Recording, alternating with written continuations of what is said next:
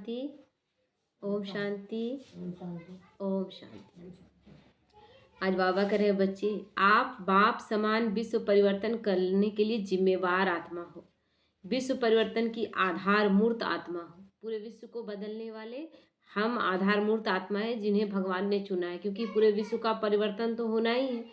लेकिन परिवर्तन के लिए कुछ आत्माओं को परिवर्तन अपने आप तो नहीं हो जाएगा, क्योंकि लोग क्या सोचते हैं ना कि अचानक से मतलब बहुत सारा पाप बढ़ गया है, अचानक से भगवान आएगा। क्योंकि अपने पर कोई सोचता है, कोई मान ही नहीं रहा है कि हम बुरे हैं, या मेरे द्वारा कलयुग आया है, ये भी नहीं लोग जान रहे कि हमारे विचारों से कलयुग आया है ना, ये लोग मान ही नहीं रहे।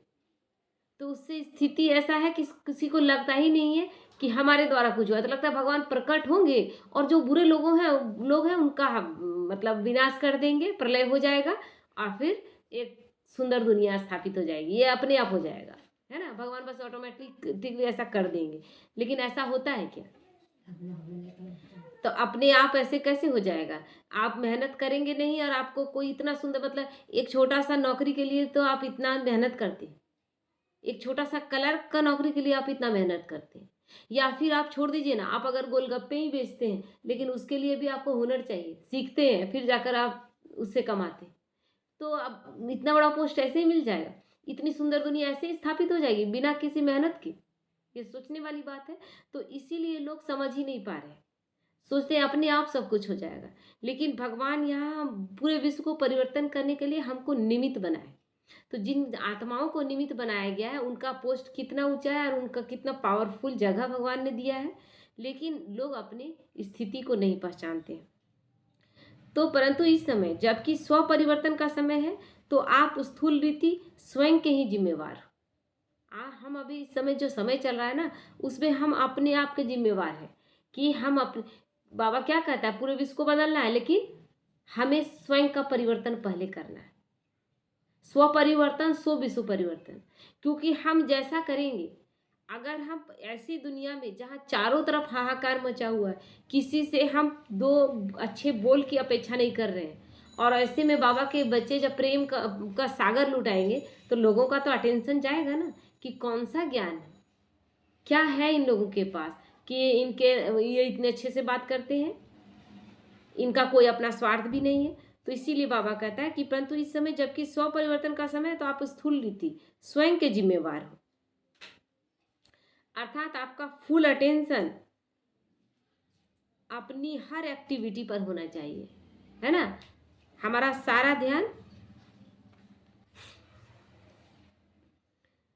तो बाबा कहते हैं फुल अटेंशन अपनी हर एक्टिविटी पर होना चाहिए।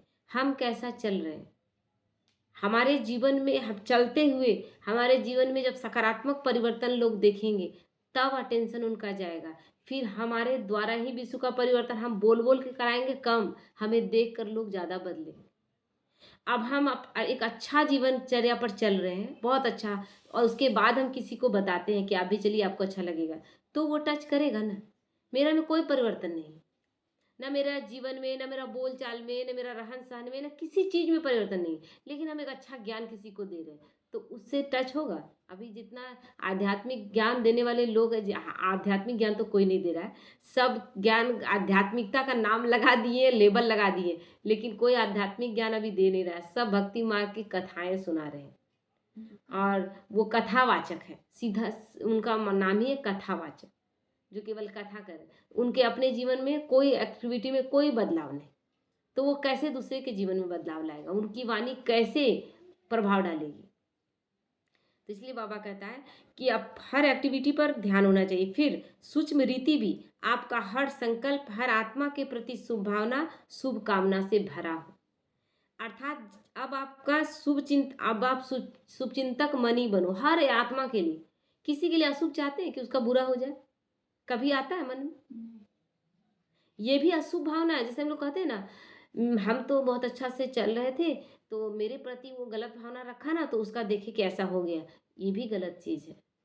ये भी जजमेंट हमें नहीं करना है, कोई जजमेंट नहीं करना है। क्योंकि क्या है, जब ज्ञान नहीं जिनको है ना, वो तुरंत कैसे कैसे बोलते हैं। जैसे एक बहन का हुआ ना कि पहले एक बेटी चली गई और एक बेटा था, वो भी चला गया।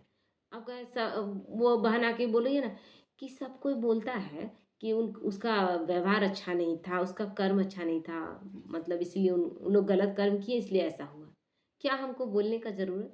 अब कलयुग है, किसके साथ अच्छा हो रहा है गौर से देखिए तो किसी के साथ अच्छा नहीं हो रहा है। किसी के साथ ज़्यादा, किसी के साथ कम, जैसा-जैसा जो कर्म किया है उसके अनुसार मिल रहा है। तो हम किसी के बारे में क्यों बोलें? तो इसीलिए बाबा कहता है कि हर आत्मा के प्रति शुभ चिंतक मनी बनो। आप बच्चों को स्थूल रीति भी अर्थात संबंधों में बहुत प्यार से साइलेंस में रहकर अपनी सारी जिम्मेवारी निभानी है ना। केवल हमें जो जिम्मेवारी दी गई है वो शांति पूर्वक निभानी है, परंतु फुल अटेंशन स्वयं पर हो। निभाना है जो जिम्मेवारी दिया गया है, लेकिन हमारा अटेंशन अपने आप पर पहले, है ना। हम रस्सी पर चल रहे हैं और मेरा ध्यान दूसरे तरफ है कि हम दूसरे को दिखा रहे हैं कि हम ये कर रहे हैं, लेकिन जब वो रस्सी पर चलता है, ठीक है बहुत लोग देखने वाले हैं और वही उसका कमाई है, लेकिन उस समय देखिएगा उसका ध्यान किस पर रहता है? अपने आप पर संपूर्ण रूप से, कि मेरे से कोई मिस्टेक ना हो, नहीं तो हम गिर जाएंगे। तो वही समय अभी चल रहा है जब हमें फूंक फूंक कर कदम रखना है। तो जब तक आप बाप समान सर्वशक्तिमान नहीं बन जाते हो, तब तक साइलेंस में रहने का पुरुषार्थ कर स्वयं को पावरफुल इस समय बनाना है। जब तक भगवान के समान हम बन नहीं जाते, तब तक हमारी अटेंशन क्या हो, हर वक्त अपने पुरुषार्थ पर। तो एक पावरफुल आत्मा भी ठीक रीति अपनी हर जिम्मेवारी को, चाहे स्थूल हो या सूक्ष्म हो, निभा सकती है ना। घर में किस सदस्य को दिया जाता है जिम्मेवारी? जो थोड़ा जिम्मेवार दिखता है, जो पावरफुल दिखता है, जिससे लगता है कि ये कर पाएगा, है ना। कहीं कहीं क्या है, दो बेटे हैं जिसमें छोटा बेटा जिम्मेवार है, छोटा बेटा लगता है कि वो कर सकता है, बड़ा बेटा लगता है कि नहीं कर, क्योंकि थोड़ा सा दिमाग कम है, तो छोटे बेटे को जिम्मेवारी दे दिया जाता है, जो कर पाएगा उसी को दिया जाएगा ना। तो इसीलिए बाबा कहते हैं जैसे लौकिक में भी एक संपन्न आत्मा अर्थात जिसका संपूर्ण विकास हो गया हो, वो अपनी जिम्मेवारी जितना सफलतापूर्वक निभा सकता है, उतना सफलतापूर्वक दूसरी आत्मा जिसका विकास होने में अभी समय हो, वो नहीं निभा सकता। एक छोटे बच्चों को दे देंगे क्या आप जिम्मेवारी? नहीं ना देंगे। लेकिन जो संपूर्ण रूप से अब समझ रहा है, सारा जिम्मेवारी समझ रहा है, जिसका मानसिक स्थिति मजबूत है, उसी को दिया जाता है। तो यहाँ भी भगवान किसको दे रहा है? जो अपना फुल अटेंशन अपने पर रखे हुए, जिसका एकाग्रता फुल पावर में है, जिसका व्यर्थ नेगेटिव बिल्कुल नहीं चलता, फालतू चीज़ों में जिसका अटेंशन नहीं जाता, तो उसका जो दिमाग भी है, मन भी है ना, उसकी शक्ति को भगवान यूज करता है। तो ऐसे बच्चे ज़्यादा सेवा करते हैं इस ज्ञान मार्ग में। तो सेवा करते तो वो सोचते हैं कि हम कर रहे हैं, वो कर नहीं रहे हैं, वो एकाग्रता की शक्ति में है, तो भगवान उनकी बुद्धि को यूज कर रहा है। तो भगवान क्या कहते हैं कि तुम ठीक ठाक रहो ना, मैं तुम्हारा यूज कर लूंगा। लेकिन हम ठीक ठाक रहे तब तो वो यूज करेगा। तो इसीलिए बाबा कहते हैं, तो यदि इसके बीच उस पर जिम्मेवारी डाल दी जाए जिसका अभी विकास हुआ नहीं बुद्धि का, तो बाबा कहते हैं उसका स्वयं का विकास रुक जाता है। इसलिए उसी को दिया जाता है हर जिम्मेवारी जिस परिपूर्ण हो चुका है। उसको बीच में डाल दिया जाए तो वो क्या करेगा, किसी तरह वो देखिएगा वो थका हारा मान रहेगा, उस और जीवन उसका लगेगा जैसे यहीं रुक गया है, उसका सारा विकास रुक जाएगा, वो जीवन में आगे सफल नहीं हो पाएगा, क्योंकि उस समय उसको जिम्मेवारी डाल दिया गया। देखते हैं गांव घर में पहले क्या होता था ये कि दूर दूर से पानी लाना पड़ता था, तो जो बच्चियां पानी लाती थी कम उम्र में, वो लंबा नहीं हो पाती थी, है ना। माथा में पानी लेकर आती थी तो उनका लंबाई कम रह जाता था, दब जाता था। वो लाते लाते लाते होता है ना कि उनका लंबाई विकास रुक जाता था, चाहे उनको पोषण पूरी तरह से मिला नहीं और काम दे दिया गया भारी, तो उनका पोषण रुक गया, उनका हाइट नहीं बढ़ा। तो उसी तरह यहाँ भी है। तो इसीलिए बाबा कहते हैं कि यदि इसके बीच उसको अगर ये जिम्मेवारी दे भी दिया जाए तो उसका स्वयं का विकास रुक जाएगा, फिर वो आगे ही नहीं बढ़ पाएगा। इसी तरह समय से पहले बाप समान विश्व परिवर्तन की संपूर्ण जिम्मेवारी आप बच्चों को ही निभानी है ना। इसीलिए फुल अटेंशन अपने आप पर और अपने बुद्धि का विकास जितनी जल्दी कर सके।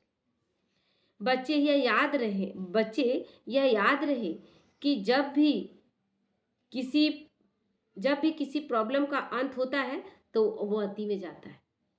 तो हमारे जीवन में भी हम गौर से अगर देखेंगे कि जो बात बहुत आगे बढ़ रही है, अति में जा रहा है, लग रहा है कि अब बर्दाश्त नहीं होता है, देखते हैं वो अंत का समय, तो उसी समय हमें धैर्यतापूर्वक उस चीज को पार करना है, क्योंकि अति में बार बार बार बार करते एकदम अति में आ जाता है जब मन से संकल्प उठता है कि अब और नहीं। जैसे एक बहन का है ना कि उसके युगल बार बार ज्ञान में चलने के कारण मतलब कोई बहाना से मारते थे, डायरेक्ट तो बोल नहीं पाएंगे कि इस वजह से, क्योंकि मेन तो पवित्रता का बात रहता है, तो बोल तो नहीं पाएंगे, तो कोई ना कोई बहाना कर बस मारते थे। इतना मारते थे ना उसका मतलब जानवर जैसा, उतना मारना कैसे वो बर्दाश्त भी कर लेती थी। लेकिन जिस दिन अति मारा गया, मतलब इतना मारा गया ना कि उसको एकदम अधमरा जैसा कर दिया गया, शरीर का हर अंग उसका मतलब दर्द से तड़प रही थी, इतना उसका दर्द था। तो यो अति था, अति हुआ तो क्या हुआ कि सब तरफ ये बात फैल गया कि उसको मारा गया है। वो तो कहीं बोलने नहीं गई, अपना दुखड़ा रोने कहीं नहीं गई कि हमको मारा गया है, वो किसी को कुछ नहीं बताई। दूसरे दूसरे घर के और सदस्य जो थे वो उनसे बात फैल गया, और उसके बाद क्या इतना नियम उसके लिए लागू हो गया ना कि अब उसको छू नहीं सकता है, वो आदमी मानने का तो बात ही नहीं है, उसके बारे में कोई कड़ा डिसीजन नहीं ले सकता है। उसके बाद वो जो करना चाहेगी उसको कोई चीज़ रोका नहीं जाएगा। वो मुरली सुने, योग लगाए, मेडिटेशन करे, चाहे खाना पीना में जो भी वो शुद्धता पवित्रता अपना यूज कर रही है, हर एक चीज़। क्यों हुआ ऐसा? वो चुपचाप सहन की, वो तो किसी से बोलने नहीं गई, वो सहन करते गई और छोड़ दी भगवान। तो अति हो गया, क्योंकि इतना मार के बाद और बचा ही नहीं था। अब अगर उसको मारा जाता तो मर जाता, तो बाबा ऐसा होने देगा? उसका जो भी हिसाब किताब था ना सब चुकतू हो गया, उस मार में सारा हिसाब किताब चुकतू हो गया। तो इसीलिए हमें जब अति में जा रहा हो ना तो उस समय चुपचाप साक्षी होकर एकदम चुपचाप करते जाना है। परंतु आप जब कंबाइंड स्वरूप में रहकर वह प्रॉब्लम बाप को सौंपकर हल्के रहते हो तो वह परिस्थिति भी आपको हिला नहीं पाती है। आती भी जाएगा तो भी बाबा से अगर कंबाइंड रहते हैं, छत्र छाया बनकर उनको बनाकर रखते हैं, तब भी हम उसको सहन कर सकते हैं। वो परिस्थिति हमें हिला नहीं सकती। और फिर उस परिस्थिति का अंत तो होना ही है, क्योंकि अति के बाद अंत होना है, ये मतलब ये क्लियर है कि अति है तो अंत होगा ही। परंतु इसके लिए आपको सर्वशक्तिमान बाप के साथ हर पल रहना है, उनका छत्र छाया को छोड़ना ही नहीं। अपने आप में ये शक्तिशाली संकल्प करना है कि ये परिस्थिति जब मेरे अंदर से संकल्प उठ रहा है कि अब अति हो गया, अब और नहीं, यानी अब खत्म होना है, और अब खत्म होना है बाबा, अब खत्म आप करेंगे, ये मेरा विश्वास, तो उसको नहीं छोड़ना है। तो जब आप बाप की छत्र छाया से निकल जाते हो तभी अब परिस्थितियां आप पर भारी होना शुरू हो जाती है। परिस्थिति बड़ा नहीं है, परिस्थितियों को हम बड़ा कैसे कर देते हैं।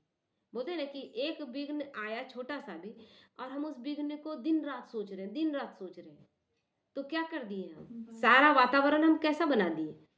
कोई हमारे घर में आता है, उसको हम अगर उसका बहुत ज़्यादा अच्छा से वेलकम करते हैं तो ज़्यादा समय तक रहेगा ना, वो बहुत अच्छा से उसको वेलकम करते हैं, तो यही उसका वेलकम करना हो गया।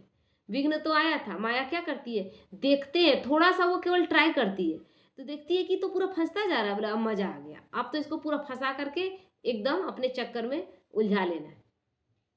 और जब बार बार उसी के बारे में सोचते हैं तब फिर उलझ जाते हैं और फिर हार खाते हैं, तब समझ में आता है, क्योंकि माया फिर छोड़ देती है आपको। माया का केवल आपको अटेंशन दिलाना था कि देखो तुम इस मामले में कितने कमजोर। माया पकड़ी हुई नहीं रहती है, माया का ये काम भी नहीं है। क्या बॉक्सिंग रिंग में हमेशा बॉक्सिंग होते रहता है? क्या नहीं होता है ना, उसका भी टाइम टेबल है। तो हम लोग के साथ भी टाइम टेबल है, दिन रात बॉक्सिंग नहीं है। लेकिन उस बॉक्सिंग को हम अगर समझ पाए तो हम उससे लड़ पाएंगे। हम समझ ही नहीं पाते और फिर समाधान स्वरूप न बन के समस्या स्वरूप बन जाता है। बाबा हम लोगों को क्या बोला, यही बोला ना, हर वक्त हमें निश्चय हो कि परमात्मा मेरे साथ, ये निश्चय हो कि मैं आत्मा हूँ, बहुत शक्तिशाली हूँ, क्योंकि मैं परमात्मा की संतान हूँ, और जब वो मेरे साथ है तो मेरा कुछ भी गलत हो ही नहीं सकता है। उसके बाद ड्रामा है ही कल्याणकारी, तो ड्रामा में तो बुरा कुछ है ही नहीं। उसके बाद सारा ब्राह्मण परिवार, हर एक पर निश्चय। जब हर एक पर निश्चय तो सफलता हमारा जन्मसिद्ध अधिकार होगा। जब हमारा परिवार पर विश्वास नहीं, या स्वयं पर विश्वास नहीं, या भगवान पर विश्वास नहीं, या ड्रामा पर ही लगता है, ऐसा कैसा ड्रामा लिख दिया गया। ड्रामा भगवान ने लिखा है, ड्रामा भगवान को बहुत पसंद है। बाबा कहते हैं कि ये ड्रामा मुझे बहुत पसंद है। तो जब भगवान को पसंद है, हम लोग कैसे कह सकते हैं कि ड्रामा खराब?